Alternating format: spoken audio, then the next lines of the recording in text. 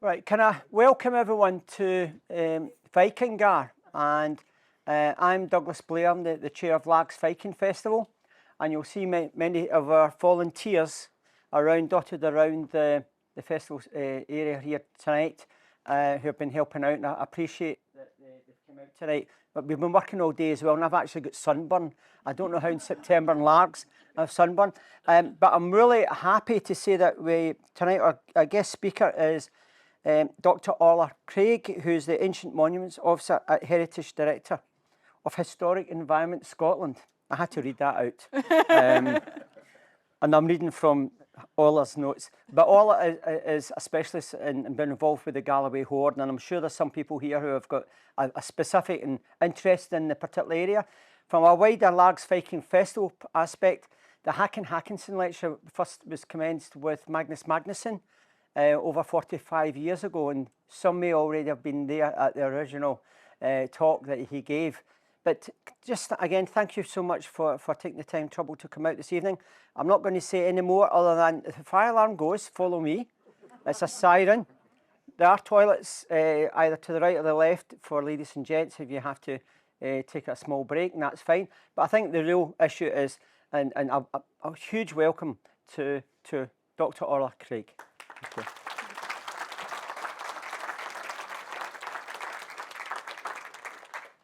Thank you very much. Yeah, as Douglas said, I've been asked to project. If I forget at any point and start mumbling, please just wave at me, like, Orla, we can't hear you. I'll try to adjust. So yes, I did my PhD at the University of Glasgow in the archaeological, landscape and historical context of the Galloway Hoard. So I'm actually not an artefact person, but I have put in some shiny pictures of the hoard. Don't worry. Basically, the aim of my PhD was to find out what happened, or what was happening in Galloway at the time that the hoard was buried, which was quite a big question mark. And specifically today, I'm going to talk about some of what I found out about the Viking and Scandinavian activity in Galloway over that time. This is the first time I've had actual Vikings present. So I'm worried about being corrected, but hopefully the axe won't get deployed. So first of all, what I'll talk about is a sort of introduction to the Galloway Hoard, its contents, and why it is so interesting. Then I'll talk a bit about what was understood about Galloway, sort of at the start of my project around the period the hoard was buried. And then I'm going to go into what I've been able to find out about Scandinavian activity in Galloway over the 8th to 11th centuries. And finally talk about the sort of tail end of that. What are the building blocks of what would become the Kingdom of Galloway? So, Galloway Hoard. This is a massive collection of gold and silver objects dating to the Viking Age, and they're thought to have been buried around the year 900. They were discovered, or it was discovered by metal detectorists in 2014 sort of in the land behind the church at Balmagee. And it was immediately clearly very special. It was then excavated by the Dumfries and Galloway Council archaeologist Andy Nicholson and has been subject to ongoing investigation and conservation work in the sort of decade following. The initial assumptions when the hoard was discovered was that it fit into our sort of category of Viking hoards, and one of the metal detectorists, when discovering the hoard, said, "We've got Viking," as he pulled an ingot out the ground. So that was very much what we were working with, what we thought was happening. Mainly, this was due to the presence of what are known as Hiberno Scandinavian arm rings, which you can see sort of poking out the ground at the top there, but more on those later. But the more the hoard was studied and the more people looked into it, we found that the artefacts just didn't really fit with that initial interpretation. This is particularly true of the lovely vessel that you can see there, and all the objects that are around in that photo were found inside that vessel. And they really turn the interpretation upside down. They don't appear to be sort of hack silver that's just valued for its weight in silver, as you might expect of a Viking hoard, of something that's been kind of plundered to be melted down. They're really valued as a whole object. So you've got this lovely pictorial cross which is obviously a lovely piece of silver, but it's still got the chain attached. It still could be worn, and it's in that wearable state, which suggests it's just being valued as a cross itself. We've got some incredible objects, some of them unique, some from a great distance and of a very considerable age, even when the hoard was buried. The vessel itself is Zoroastrian, which means it came from Central Asia, and this has been confirmed through silver analysis now. The little rock crystal vessel that you can see next to it was originally from Iraq, but has been reworked over the years since it was made, with that gold filigree being added. Another incredible thing about the hoard is that there were textiles found still attached to the hoard, mainly due to the metal corroding into the textiles and preserving them in a way that we just normally don't get to have from that time period.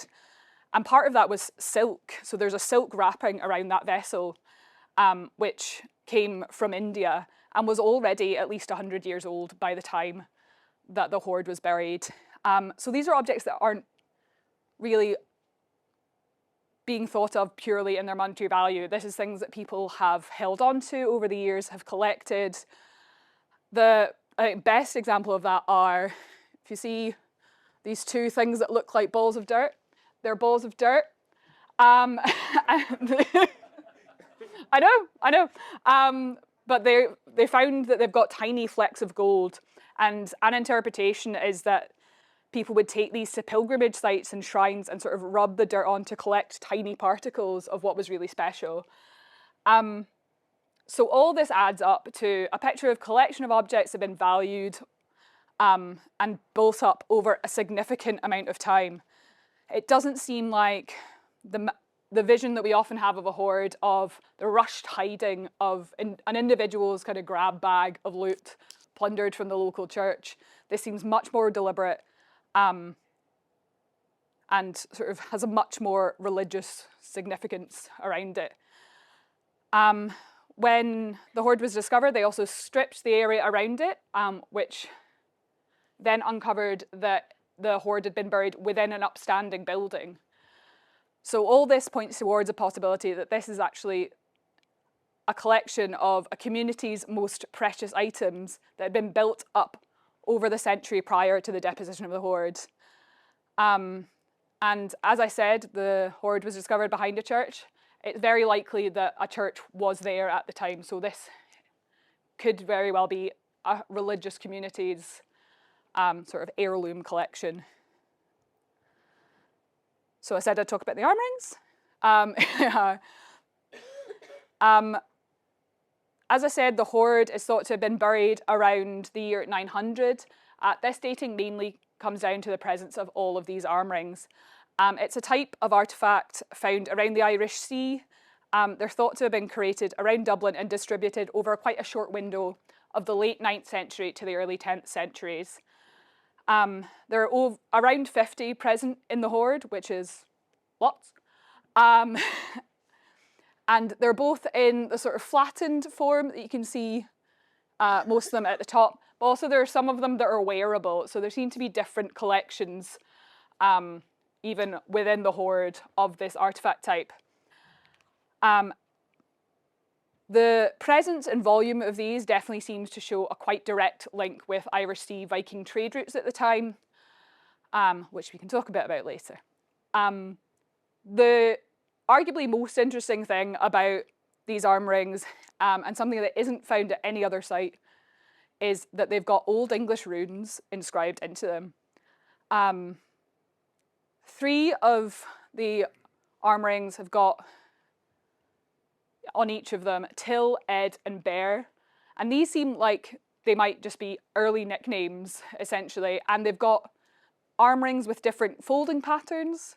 So one end is folded on Till, say, 2 ends are folded on Bear, and 0 are folded on Ed. So it seems like a way that they're keeping track of whose is whose. And then there was a more mysterious inscription, and this one's been sort of dodging interpretation for a while, but David Parsons has really been thinking about it for a better part of a decade, and has come up with this inscription. Please, if you know how to pronounce Old English runes, don't come for me. It's dis is igna fio, which translate very excitingly to this is the community's property. So that is really adding to this interpretation of this being a coming together of the community's wealth and active gathering that they've been doing together, and just further evidence that the hoard isn't fitting in the traditional picture of hoarding that we might have. So no one expected a Viking Age hoard to be found in this part of Galloway. There it is. So Ballymagee is in Deakin Valley. It's sort of a quiet spot. It's not known for Viking activity. It's not on the sea. It's not where you'd initially expect it to be. And it's not an area that we knew really anything about in the early medieval. So they got me in. At the beginning of the period that I was looking at, areas along the sort of Solway Firth are mostly part of the Northumbrian kingdom, which sort of pushed back the previous Brittonic population, who would then continue to have power in much of upland Galloway. By the end, in the 12th century, Galloway has been brought together into one territory, the Kingdom of Galloway. So the question was, what happened in the middle? We knew that we had these different groups moving in and out, the Northumbrians, the Kingdom of Strathclyde, Vikings, and the elusive Gaul Gael. But the real question was, how are these people interacting? Is it a colonisation? Are groups moving in and out, pushing each other aside? Is there more of a negotiation here? Are people living alongside each other? So these are essentially the questions that I went out to answer. Dark Age Galloway. It's a big title. Why is this period not well understood? One reason we don't know much about this period in Galloway's history is that there is a gap in the historical record coming out of Galloway from 837 to 1126. So there's just nothing being written in Galloway over this time that survived. There are also very few sites that have been archaeologically excavated. Many of the sites we know about have sort of been given a date of the Iron Age to the medieval. Something exists, but we don't really know much about it. Also, modern land use has meant that agricultural lands are used for pasture rather than crops, which means we don't get those underground crop mark sites that we're sometimes able to see out with specific areas around Luce Bay. There's also a tendency in Galloway, or there has been a tendency in Galloway, to build churches and power centres on earlier sites. There's a lot of continuity, which means that the earlier stages are concealed. And many of the churches carry on to the modern day and just can't be excavated for understandable reasons. Don't want to dig up granny. So to find out more, we had to use a different approach. So the landscape of the Galloway Hoard, that's what I was looking at. I took what we call a landscape approach. Basically, what I was doing was trying to take together all of the different forms of evidence, be that the kind of limited archaeological evidence, evidence of place names, very much benefiting from the studies into the area by people with much more toponomic expertise than I have. Limited historical references to Galloway coming from outside, and information that could be pulled together from looking at maps. And the idea was to bring together all these scraps of evidence to see if they formed more than the sum of their parts. So how did it do? Let's start in the 9th century. So at the start of the 9th century, we've got, as I said, large parts of Galloway under Northumbrian control. The Northumbrians arrived around the 7th century, as I said, taking over areas that had previously been Brittonic. Daphne Brooke did a massive place name study in the area and identified 3 Anglian shires, which would likely showed the maximum areas of control, which are these lovely big purple blobs. So another thing the Northumbrians were definitely doing was setting up major ecclesiastical centres. So we've got the very well documented example at Whithorn, But there are likely other fairly significant ecclesiastical centres over this period that also continued into later use.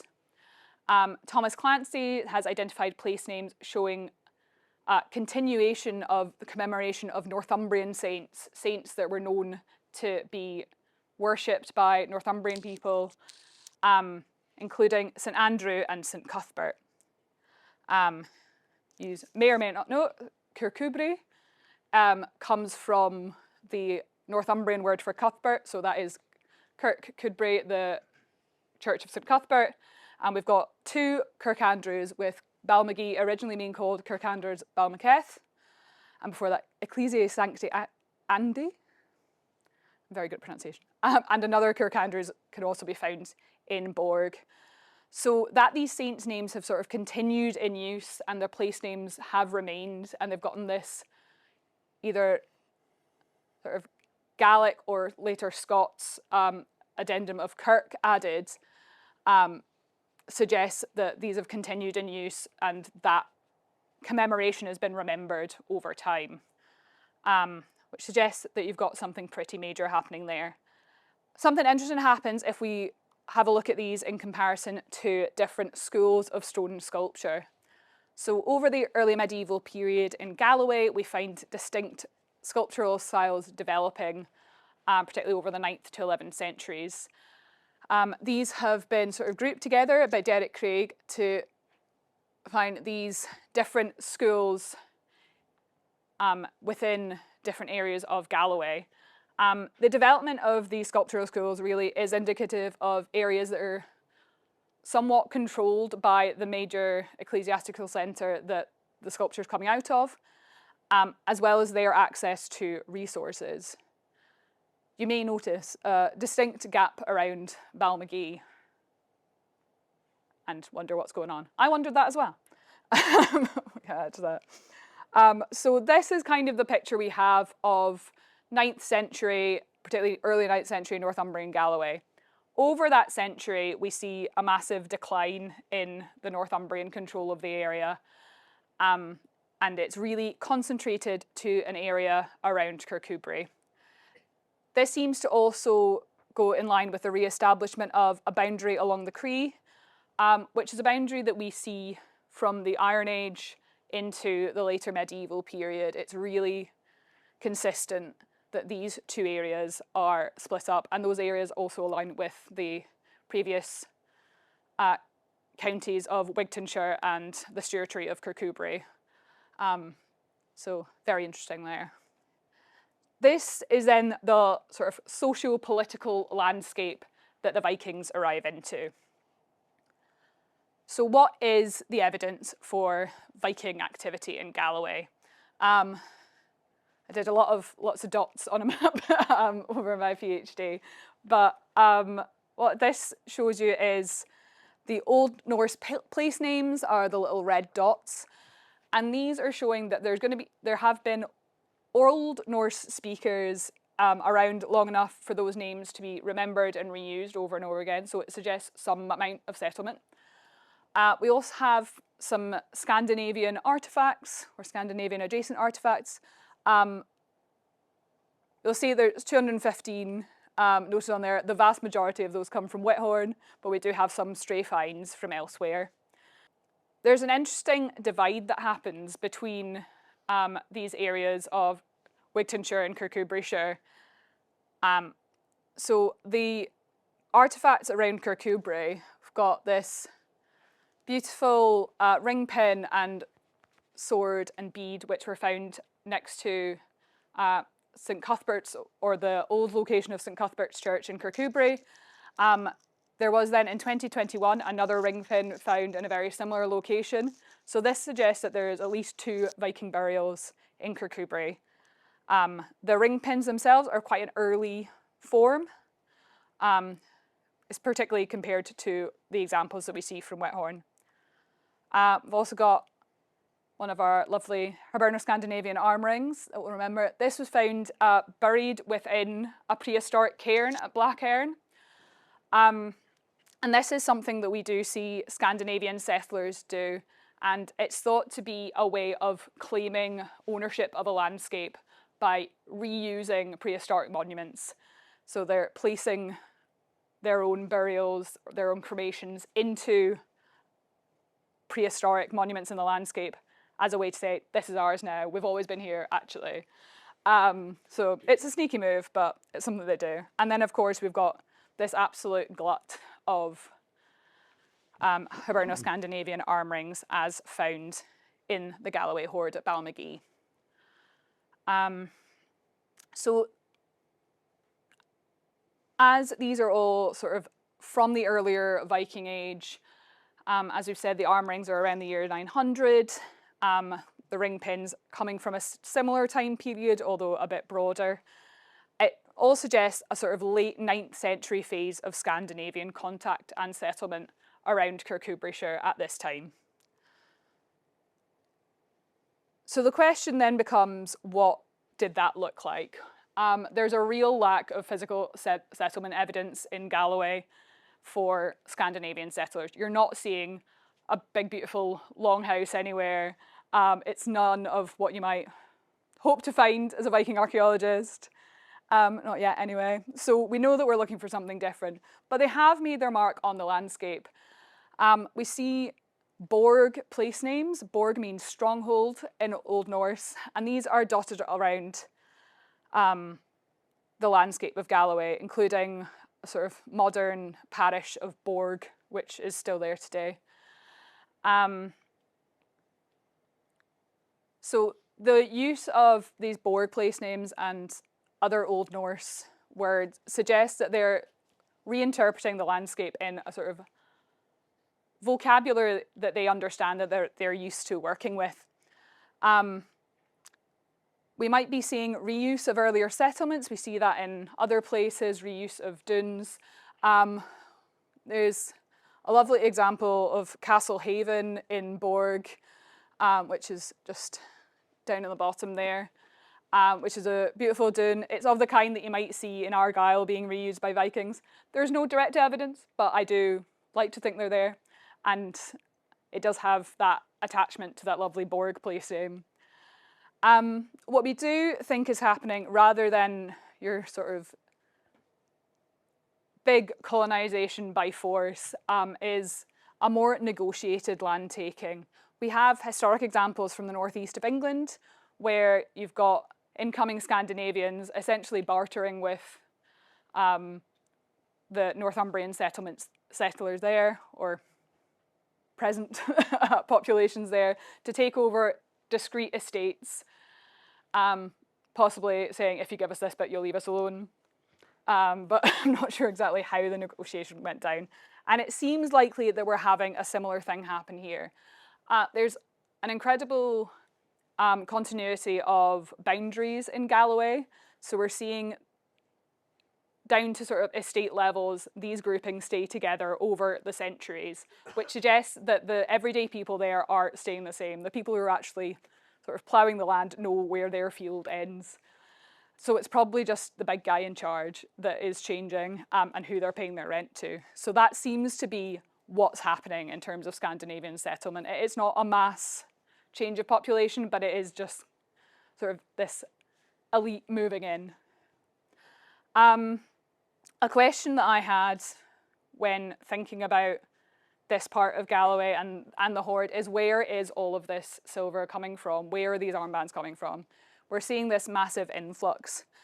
We know that the examples of these kind of Scandinavian influences aren't coming to Whithorn early enough. That stuff all seems quite a bit later. We've got these two Scandinavian burials. We've got them next to what seems to be a major ecclesiastical centre from the Northumbrian people, the Northumbrian period onwards. It's possible that, as we see in Whithorn, which we'll talk about in a moment, there might be a bit of a proto-town being developed in Kirkcudbright, where we've got market activity, we've got artisans moving in and out, and we've got that connection to the Irish Sea, which would be very handy from Kirkcudbright. You've got a beautiful bay. It goes straight out into the Solway Firth. but it's unlikely that we'd be able to see evidence of this directly because of the modern kind of Kirkcudbright. What we'd be looking for is fairly ephemeral wooden structures that would all have left some nice holes in the ground now. So I don't have proof of this, but my pet theory is that there's a nice proto-town at this time forming around Galloway. Then you've got connections with people coming in to trade with incoming Scandinavians, and that's how you're seeing this influx of Hiberno-Scandinavian armorings in a context that isn't necessarily Scandinavian itself. So when the hoard is buried, you're seeing this new Viking presence. And that presence is bringing sort of these twinned instability and opportunity. You've got access to all of these resources that wouldn't necessarily have been available to you before, but you've also got some sort of possibly unstable characters, no offense. It's also suggested, it also might suggest that this is the end of the period of the major ecclesiastical centre at Balmagee. As I mentioned, there's no stone sculpture known to have developed out of Balmagee over the period that it's really flourishing for the other ecclesiastical centres mentioned. This might mean that over the sort of 10th to 11th centuries, where you're really seeing the sculpture pick up, Balmagee had ceased to be a major ecclesiastical centre. I think it's definitely likely that some sort of religious centre carried on there, but it might just be more small scale and local. So that sort of coming to an end, that over this feel of unease and instability may have been adding to the local community wanting to get together to gather their wealth. And that is how we seem to see this beautiful church heirloom wealth. All of these arm rings belong to Till and Ed and Bear, and also to the community. So in that way, thinking about what's happening in the landscape has really helped us understand how the hoard may have come to be. But there's still more to be told about Galloway after that, as much as that's very flashy and good to talk about. Going into the 10th century, as I said, the big story is Whithorn, particularly because this is one of the few places in Galloway from the time period that has been subject to really large-scale excavations. And what we see there is a massive amount of trading and artisan activity, both directly around the ecclesiastical centre at Whithorn, but also along the road and down to Isle of Whithorn, which is the local port, presumably how all of these goods were getting passed in and out of the Irish Sea. There are sort of direct connections that suggest the Irish Sea was a big deal in this part of Galloway at the time. Peter Hill, who did the excavations at Whithorn, has described a lot of the artefacts as Celto-Norse of both a kind of local Celtic and Scandinavian-ish character.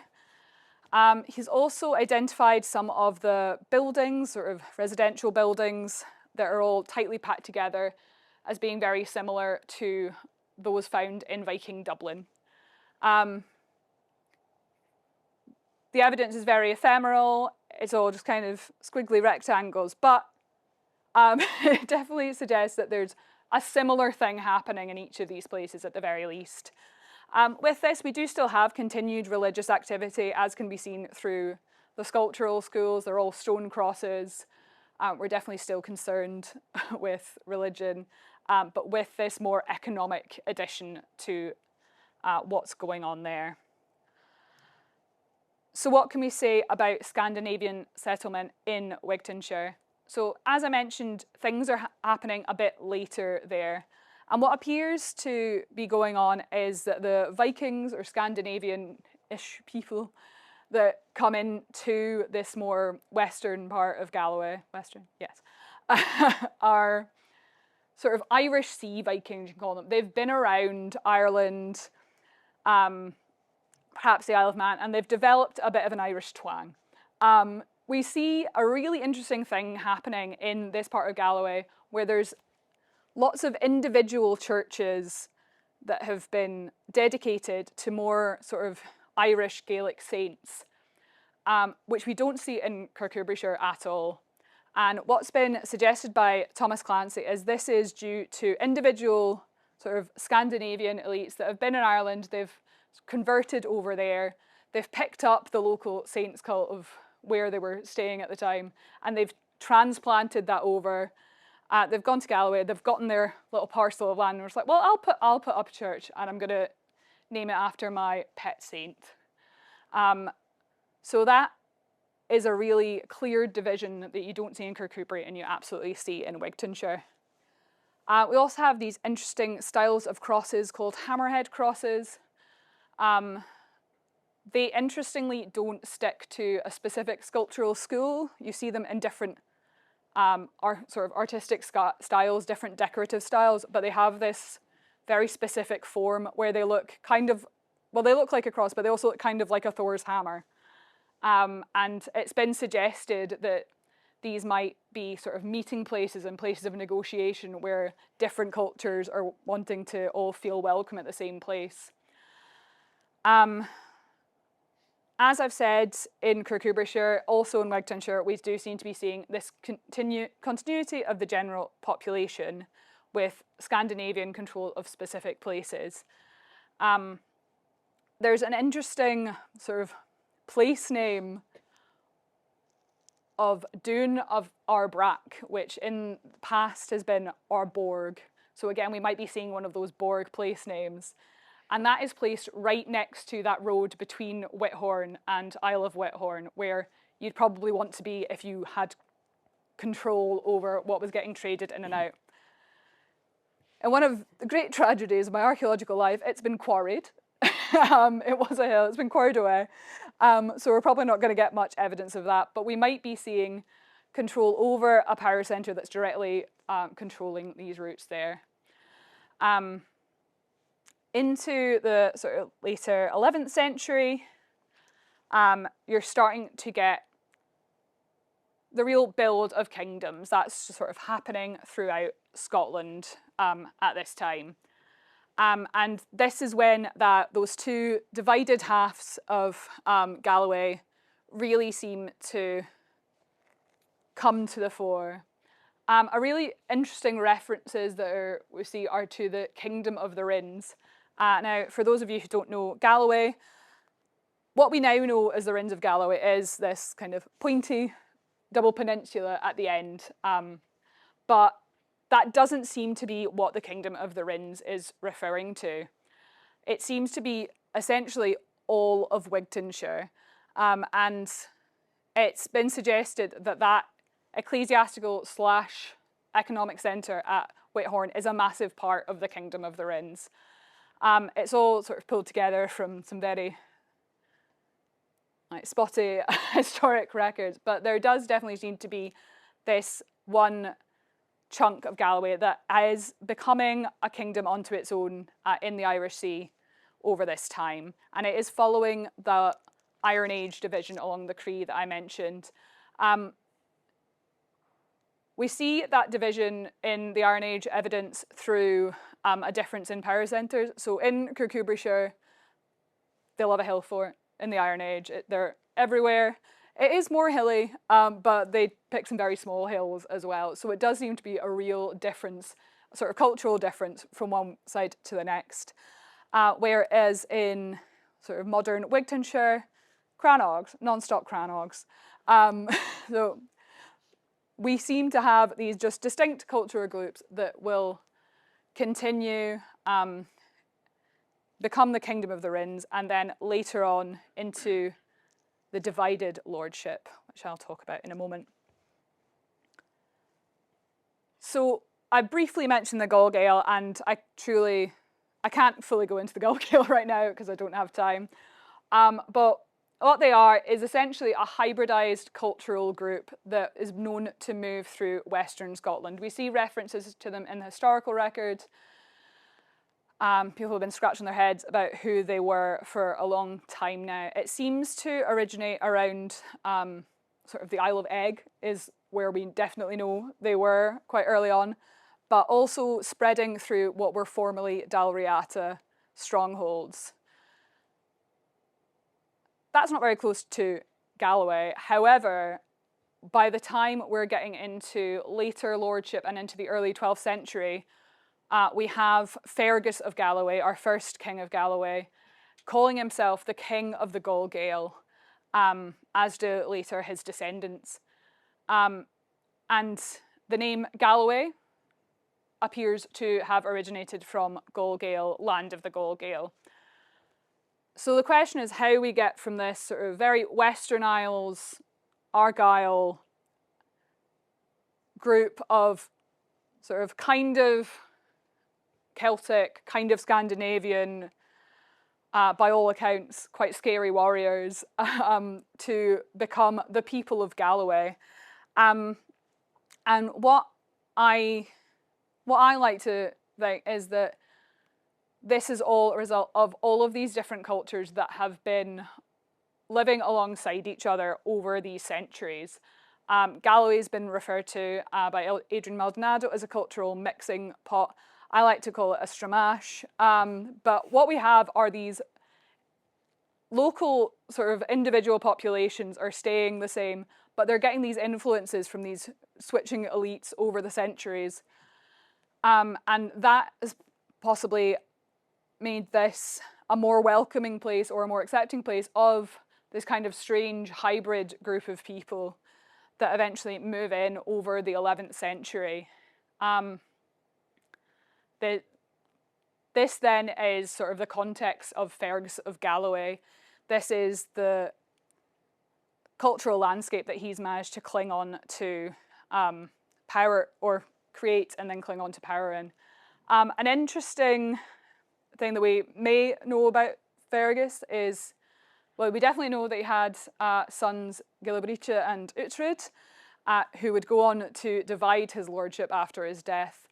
They appear to have had different mothers. So a going theory is that Gillibrice, his mother was from sort of Wigtonshire royalty, or royalty of the Rins, whereas Uhtred was more from the Norman side that was coming in. And that while Fergus managed to unify Galloway and these two halves, that was short-lived and really only happened slightly before the historical records of the 12th century, before being divided up among his sons, who apparently did not get on very well, which is always a shame. But that is how this sort of centuries preceding have really built up to create the building blocks of that kingdom of Galloway. So to conclude, what do we know about Viking Galloway? So it's an area of, it's a time of political instability, and it's a time of opportunity as well. We do definitely seem to be seeing continuity of that general population, but these incoming and outgoing elites and lords, bringing with them different cultural packages, different access to resources, has allowed Galloway to create this beautiful cultural stramash that then paved the way for the Gall Gael and the later Kingdom of Galloway. Oh, thank you very much, and I'm happy for any questions. Okay.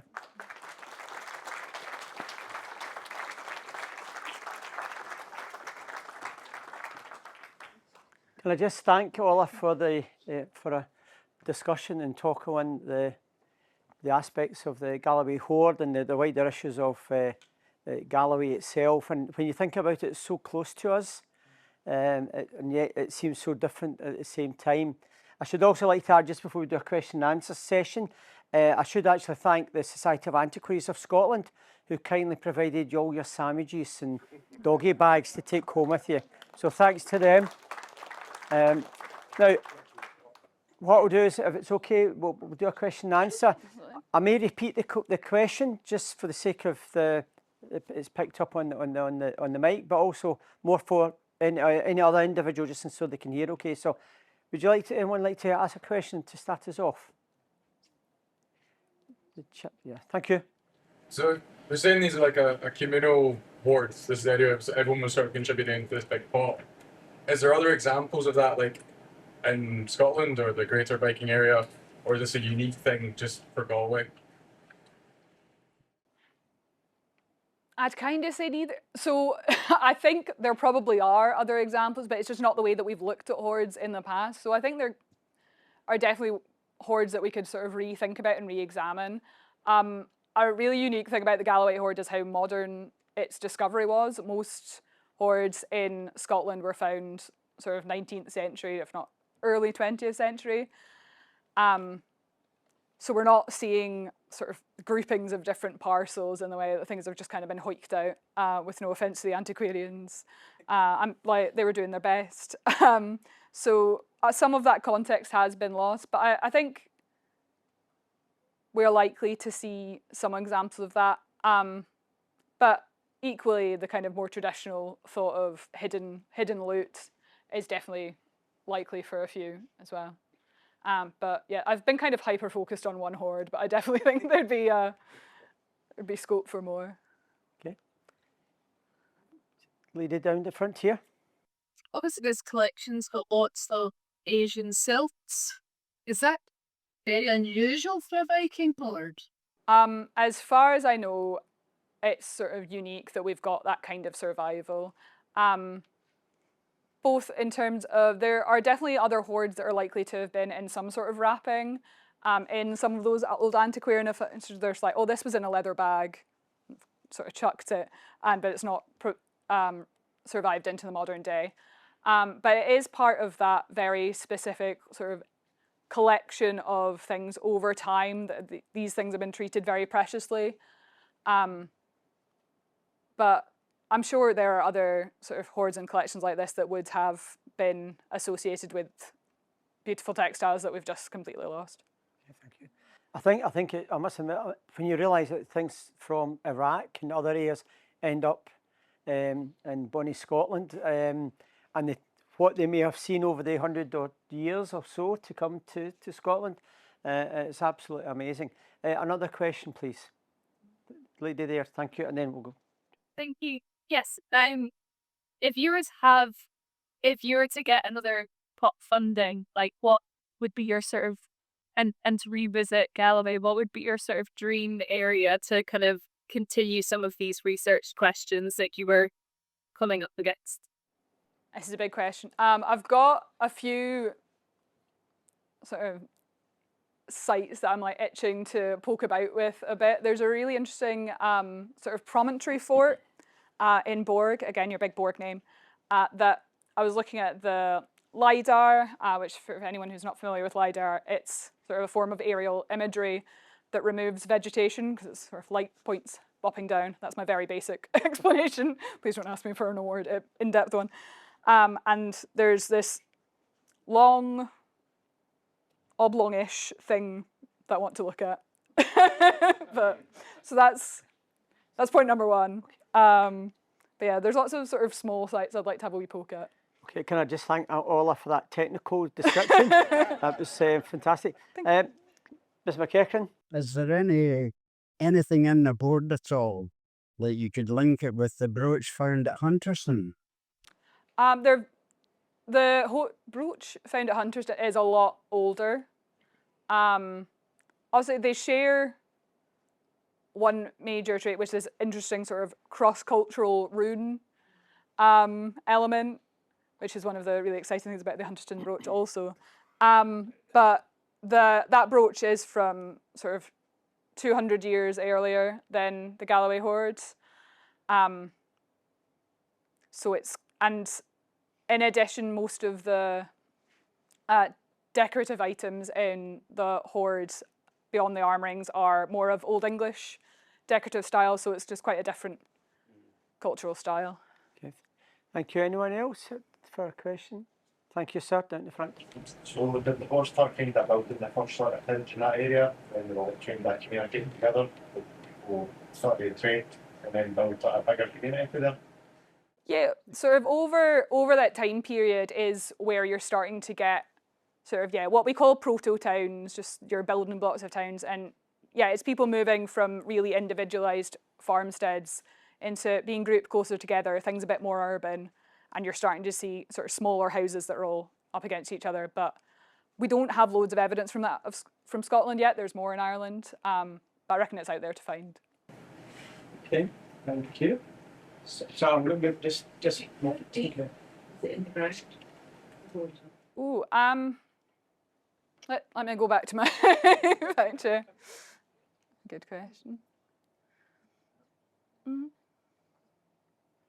I have to say, as all that's looking for this, I have to say I always find what happened to the people who put it in the ground. But yes, sorry, Angela. Yeah. So yeah, that top photo is the hoard when it was initially found.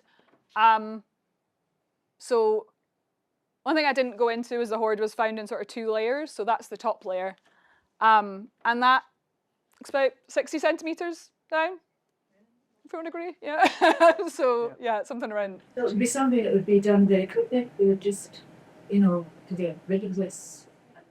Well, they really do seem to have taken time in burying the hoard in this particular case. You definitely get some that are more of a rush job.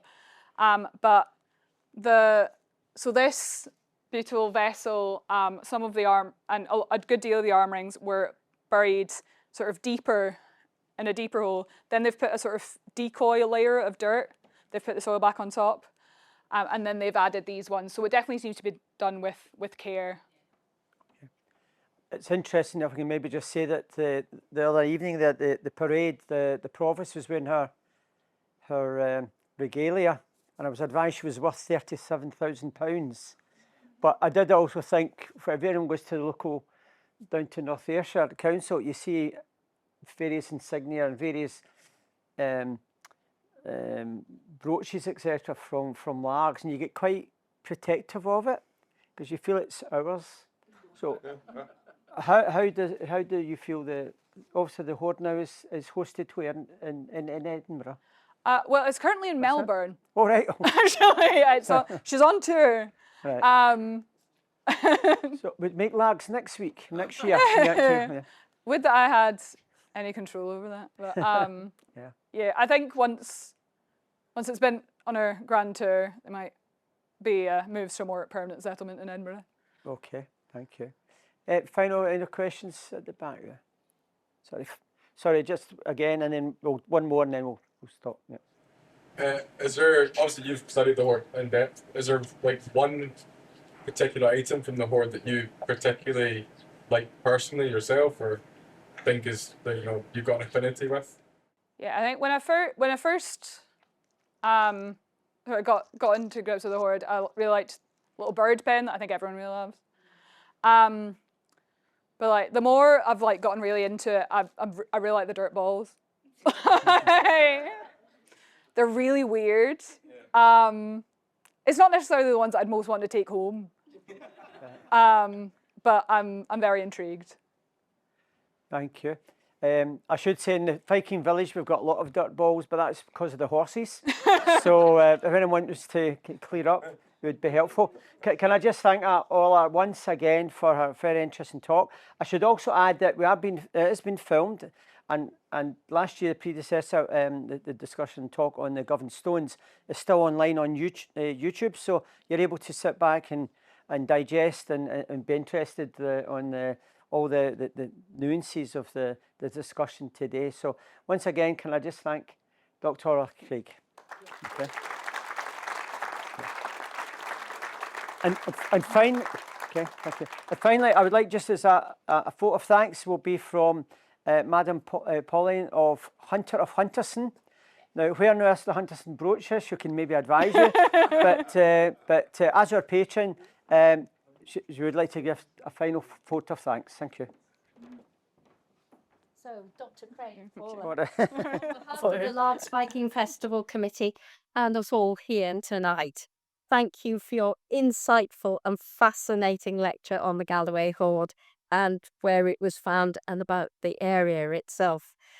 For all of us who are fascinated by how our ancestors lived, this accidental find, and it was accidental, they were just searching, has thrown so much light on how our ancestors lived.